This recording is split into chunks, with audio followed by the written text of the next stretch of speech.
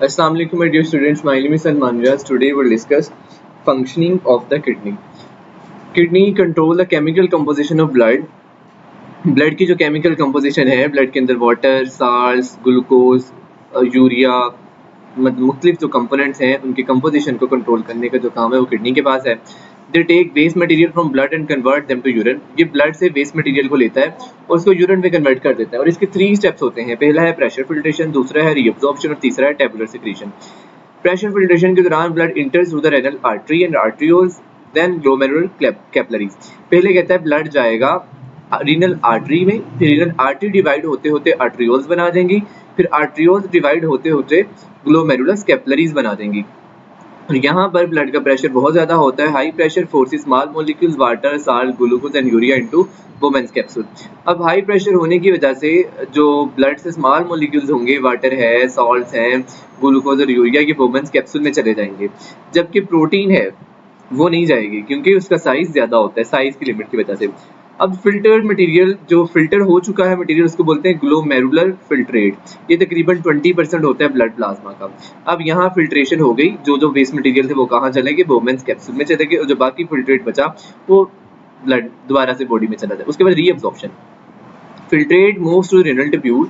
अब यहाँ से जो फिल्ट्रेशन होने के बाद जो चीज़ बची है फिल्ट्रेट, वो जाएगा रेनल ट्यूब्यूल के अंदर. रेनल ट्यूब्यूल में वो प्रॉक्सिमल था, लूप ऑफ एनले था, डिस्टल था, उन ट्यूब्यूल में जाएगा. अब यहाँ से जो यूजफुल मटेरियल होंगे वो दोबारा से ब्लड के अंदर रीअब्सॉर्ब हो जाएंगे. कैपिलरीज सराउंडिंग द ट्यूब्यूल, जो ट्यूब्यूल के गिर्द हमने देखी थी ना कल, ब्लड कैपिलरीज थी नेफ्रॉन के गिर्द बनी हुई कुछ, उनके जरिए से रीअब्सॉर्प्शन होगी. अब कह रहा है nearly 100% glucose and amino acid, large amounts of water and salts. आमतौर पर कहता है कि 100% ग्लूकोज और अमाइनो एसिड रीअब्सॉर्ब हो जाता है और उसमें कुछ बड़ी अमाउंट जो है वो सॉल्ट और वाटर की भी होती है. टैबुलर सिक्रीशन ये होता है remaining waste in the blood are actively secreted from the blood capillaries in the renal tubule.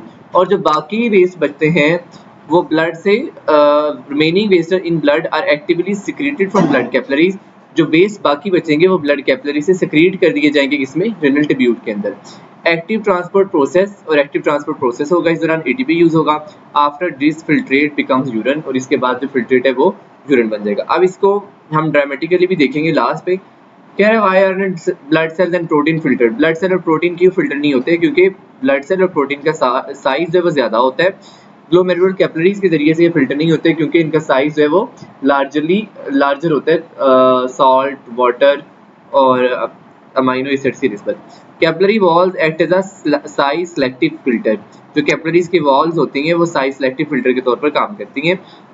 Glomerular filtrate के अंदर सिर्फ वाटर, साल्ट, ग्लूकोज, यूरिया होता है. कोई ब्लड सेल, कोई लार्ज किस्म की प्रोटीन नहीं होती क्योंकि ये साइज बेस्ड फिल्ट्रेशन है. नेफ्रॉन की डायग्राम हम नेक्स्ट देखते हैं जी. रीअब्जॉर्प्शन कहाँ, where, what happens. Proximal convoluted tubule, जो पहला प्रॉक्सिमल कॉन्वोल्यूटेड ट्यूब्यूल है उसमें लार्ज अमाउंट ऑफ वाटर, मतलब 100% जो ग्लूकोज और अमाइनो एसिड है, मोस्ट साल्ट, इसमें रीअब्सॉर्ब हो जाएंगे. जो डिसेंडिंग लूप ऑफ एनले, नीचे की तरफ, जो पहली नीचे की तरफ जाती है लूप ऑफ एनले, उसमें कुछ वाटर अब्सॉर्ब होगा. और असेंडिंग जो ऊपर की तरफ लूप ऑफ एनले जाएगा उसमें large amount of salt absorb होंगे. और डिस्टल कॉन्वोल्यूटेड ट्यूब्यूल और कलेक्टिव डक्ट के अंदर कुछ वाटर अब्सॉर्ब होता है. अब सबसे इसकी यूरिन फॉर्मेशन की समरी इस तरह से. सबसे पहले ब्लड जाएगा ग्लोमेरुलस फिल्ट्रेट, ग्लोमेरुलस की कैपिलरीज में, वहाँ ब्लड प्रेशर बहुत ज्यादा होगा. ब्लड प्रेशर ज्यादा होगा तो प्रेशर फिल्ट्रेशन की मदद से सॉल्ट्स, वाटर और जो यूरिया, इस तरह की चीजें जो फिल्ट्रेट हो जाएंगी. अब फिर ग्लोमेरुलर फिल्ट्रेट जाएगा ट्यूब्यूल्स के अंदर, रेनल ट्यूब्यूल में, वहाँ रीअब्जॉर्प्शन होगी. रीअब्जॉर्प्शन में साल्ट भी है और वाटर भी है, ठीक है. उसकी रीअब्जॉर्प्शन के बाद टेबुलर सिक्रीशन होगी. टेबुलर सिक्रीशन के बाद जो फिल्ट्रेट बचेगा उसको यूरिन बोलेंगे. अब यूरिन जाएगा रेनल पेल्विस में, रेनल पेल्विस से जाएगा यूरेटर में, फिर यूरेटर से जाएगा यूरिनरी ब्लैडर के अंदर स्टोर होगा, फिर यूरेथ्रा से बॉडी से बाहर जो है वो चला जाएगा. देखिए इसमें है the kidneys control the chemical composition of blood by converting the waste to urine. The 3 precise stages. 3 stages के अंदर जो किडनी है वो ब्लड को फिल्टर करती है, उसकी केमिकल कंपोजिशन को कंट्रोल करती है कि इसके अंदर सॉल्ट्स को रखना है, कितने वाटर्स को रखना है, कितने यूरिया तो सारी पता, वेस्ट है उसको तो नहीं रखेंगे. तो chemical composition of blood maintain करेगा. 3 स्टेजेस हैं. Pressure filtration, blood to nephron, फिर रीअब्जॉर्प्शन, नेफ्रॉन टू ब्लड है, टैबुलर सिक्रीशन में ब्लड टू नेफ्रॉन है. अब इसमें नेक्स्ट जो है आपके पास पहला है जी प्रेशर फिल्ट्रेशन. उसके अंदर ब्लड का प्रेशर बहुत ज्यादा होता है जिससे स्मॉल मॉलिक्यूल्स ग्लोमेरुलस से बाहर निकल जाते हैं और इस तरह से प्राइमरी फिल्ट्रेट बनता है। जिस आर्टरी के जरिए ब्लड आ रहा है उसको बोलते हैं एफरेंट आर्टरी, क्योंकि आर्टरी डिवाइड होकर बना देगी आर्ट्रियोल, तो एफरेंट आर्ट्रियोल से ब्लड एंटर होगा ग्लोमेरुलस फिल्टर ग्लोमेरुलस में कैपिलरीज हैं, ये वाली ब्लड कैपिलरीज में हाई ब्लड प्रेशर होता है जिसकी वजह से वेस्टेज जो है वो बोमेंस कैप्सूल में चले जाएंगे। तो ग्लोमेरुलर जो फिल्ट्रेट होगा उसके अंदर वाटर, साल्ट, ग्लूकोज और यूरिया होगा। तकरीबन 20% होता है ब्लड प्लाज्मा का जो कि ग्लोमेरुलस के अंदर इंटर होता है। ब्लड सेल और प्रोटीन नहीं होते इस फिल्ट्रेट से बाहर नहीं जाते, क्योंकि ब्लड कैपिलरीज की साइज की वजह से ब्लड सेल्स और प्रोटीन इससे बाहर नहीं जाते, जबकि ग्लूकोज, वाटर, साल्ट और यूरिया इससे बाहर चला जाता है।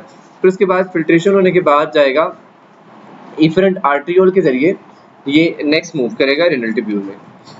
अब है प्रोक्सिमल पार्ट उस ट्यूब्यूल का, रेनल ट्यूब्यूल का प्रोक्सिमल कन्वोल्यूटेड पार्ट जो है, body immediately reclaims 100% of water, nutrients and most of the water. अब कह रहा है कि अब सारी बात है, उसमें वाटर निकला है, ग्लूकोज निकला है, अमाइनो एसिड्स निकले हैं, यूरिया निकला है, तो बॉडी जो वाइटल न्यूट्रिएंट्स हैं जो हमारी बॉडी को चाहिए, अब उस दौरान प्रोक्सिमल कन्वोल्यूटेड कहेगा कि ये वाले हिस्से हमें वापस कर दो, ये न्यूट्रिएंट्स हमारी बॉडी को चाहिए। तो 100% ग्लूकोज और अमाइनो एसिड को रिकवर कर लिया जाता है, इस दौरान रीअब्जॉर्प्शन हो जाएगी और लार्ज अमाउंट ऑफ वाटर, पानी की बहुत सारी अमाउंट रीअब्जॉर्ब हो जाती है। और जो साल्ट्स नेसेसरी होते हैं हमारी बॉडी के लिए, most salt reabsorb in the blood stream, और जो साल्ट जरूरी है वो भी रीअब्जॉर्ब कर लिए जाते हैं प्रोक्सिमल कन्वोल्यूटेड पार्ट से। उसके बाद है loop of Henle. Loop of Henle में दो लूप्स हैं, एक ये वाली जो नीचे की तरफ जा रही है इसको बोलते हैं डिसेंडिंग लूप, और ये जो ऊपर की तरफ जा रही है इसको बोलते हैं ascending loop of Henle. Descending loop of Henle से वाटर, ये वाटर की रीअब्जॉर्प्शन में काम करवाएगा, वाटर इसमें से निकलेगा। जो असेंडिंग लूप ऑफ हेनले है उसमें से सिर्फ सॉल्ट्स निकलेंगे, ठीक है, तो एक सॉल्ट्स के लिए और एक वाटर के लिए। असेंडिंग में वाटर रीअब्जॉर्ब होगा, जबकि डिसेंडिंग में वाटर रीअब्जॉर्ब होगा, जबकि असेंडिंग में NaCl सॉल्ट जो है वो रीअब्जॉर्ब हो रहे होंगे। नेक्स्ट है जी एक्टिव ट्रांसपोर्ट, जिसमें टेबुलर सिक्रीशन होनी है। Active transport forces remaining waste from the blood back in the distal tubule. अब कह रहे हैं एक्टिव ट्रांसपोर्ट की मदद से जो रिमेनिंग वेस्ट हैं ब्लड से वो किस में भेज दिए जाएंगे, डिस्टल ट्यूब्यूल के अंदर। Tabular secretion is an active transport process, इसके दौरान ATP यूज होती है। ATP को इस्तेमाल करते हुए useful material have been reclaimed so the reclaim the body expend energy to force remaining blood wastage direct in the renal tubule. अब कह रहा है इस दौरान जो हमारी बॉडी को चाहिए चीजें, जो बॉडी को चीजें चाहिए वो ब्लड में भेज दी जाएंगी, और जो नहीं चाहिए वो उस दौरान एक्टिव ट्रांसपोर्ट का प्रोसेस यूज करते हुए जो वेस्ट मटेरियल है उसको भेज दिया जाएगा रेनल ट्यूब्यूल के अंदर डायरेक्टली। अब कह रहा है कि after the process filtrate becomes urine travelling from microscopic ducts to macroscopic organs. Reabsorption के बाद, टेबुलर सिक्रीशन के बाद ये फिल्ट्रेट अब ऑफिशियली क्या बन चुका है, यूरिन बन चुका है, और ये मिलियंस ऑफ नेफ्रॉन को लीव करता हुआ रेनल पेल्विस में जाएगा। रेनल पेल्विस के बाद यूरिनरी ब्लैडर में स्टोर होगा, फिर यूरिथ्रा की मदद से ये बॉडी से एलिमिनेट हो जाएगा। नेक्स्ट है जी role of kidneys osmoregulation. Osmoregulation का मतलब है, ऑस्मो मीन वाटर और रेगुलेशन का मतलब कि वाटर को रेगुलेट करना है। Control of the amount of water according to body needs, body की जरूरत के मुताबिक जितना हम पानी की रेगुलेशन करना चाहते हैं तो उसको बोलते हैं osmoregulation. Kidneys are the main organ, kidneys में मेन ऑर्गन है। For osmoregulation they control solutes in blood, कि ब्लड के अंदर सॉल्ट्स को कितना मेंटेन करना है, वाटर को कितना मेंटेन, सॉल्यूट्स होते हैं जो चीज लेस क्वांटिटी में होती है। Third regulating water levels in the body fluid, तो इससे वाटर लेवल जो बॉडी फ्लूइड के अंदर मेंटेन हो रहा होता है। अगर ब्लड के अंदर एक्सेस वाटर है, आपने बहुत ज्यादा पानी पिया हुआ है, आम दिन है, तो उस दौरान डिल्यूट यूरिन आता है, ठीक है। More water filtered from glomerular to Bowman's capsule, तो इस दौरान ज्यादा से ज्यादा पानी ग्लोमेरुलस फिल्ट्रेट से बोमेंस कैप्सूल में जाएगा, और रेनल ट्यूब्यूल से कैपिलरीज तक लेस रीअब्जॉर्प्शन होगी, पानी कम से कम अब्जॉर्ब होगा, क्योंकि अबंडेंट है ना ब्लड के अंदर, ब्लड में पानी की कमी नहीं है, तो इसलिए लेस से लेस रीअब्जॉर्प्शन होगी, मतलब ब्लड में कम से कम पानी भेजा जाएगा कैपिलरी से। तो इस दौरान अबंडेंट बहुत ज्यादा डिल्यूट यूरिन प्रोड्यूस होगा, water level in blood restore to normal, और इस तरह से जो वाटर लेवल है ब्लड में रिस्टोर कर दिया जाएगा। पर अगर आपने रोजा रखा हुआ है, गर्मियों के दिन है, तो पानी की ब्लड में पानी की कमी होती है, तो इस दौरान कंसंट्रेटेड यूरिन प्रोड्यूस होता है। Less water filtrate from glomerulus to Bowman's capsule, कह रहा है कम पानी जाएगा ग्लोमेरुलस से बोमेंस कैप्सूल में फिल्ट्रेट होके, फिर जब रेनल ट्यूब्यूल से कैपिलरीज में जा रहा होगा तो उस दौरान ज्यादा से ज्यादा रीअब्जॉर्प्शन होगी, क्योंकि कमी है, तो रेनल ट्यूब्यूल से कैपिलरीज में जाते हुए ज्यादा से ज्यादा जो पानी है वो ब्लड में वापस भेज दिया जाएगा, क्योंकि आपको पानी की पहले से ही कमी मौजूद है, तो इसलिए कंसंट्रेटेड यूरिन प्रोड्यूस होगा और वाटर ब्लड में रिटेन कर दिया जाता है। देखें जी, अगर एक्सेस वाटर ब्लड में है, हाई वाटर लेवल है ब्लड के अंदर, तो उस दौरान डिल्यूट यूरिन प्रोड्यूस होगा, और अगर लो वाटर लेवल है, वाटर की डेफिशिएंसी है, तो कंसंट्रेटेड यूरिन प्रोड्यूस होगा। ठीक है जी, देखें जी, इसको डायग्रामेटिकली देख लेते हैं। Kidneys continuously alter its filtration rates to match the body's exact water needs. Kidney आमतौर पर कहता है अपने वाटर को फिल्ट्रेट करने की जो रेट है, जो स्पीड है, उसको चेंज करती रहती है। अगर वाटर के अंदर ब्लड के अंदर एक्सेस वाटर, पानी बहुत ज़्यादा है तो डिल्यूट करेगा ब्लड, उसको ब्लड डिल्यूट हो जाएगा, तो हम उन्हें उस एक्स्ट्रा वाटर को रिमूव करना है। दूसरी तरफ अगर वाटर डेफिशिएंट है, ब्लड कंसनट्रेट है, खून ज़्यादा गाढ़ा है, तो हमने उस कमी को पूरा करना है।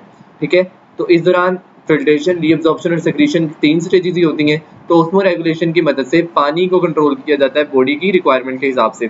तो किडनी इसमें मेन ऑर्गन है जो कि एग्जैक्ट अमाउंट को बताएगा कितना सल्यूट रखना है और कितना बाहर भेजना है।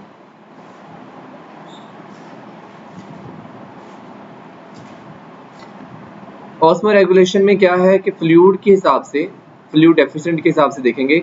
अगर ब्लड के अंदर पानी ज़्यादा पानी है, more water filter to capsule, तो ज़्यादा से ज़्यादा पानी ग्लोमेरुलस से जाएगा बोमेंस कैप्सूल में फिल्ट्रेट होने के बाद। और कह रहा है less water reabsorb to blood.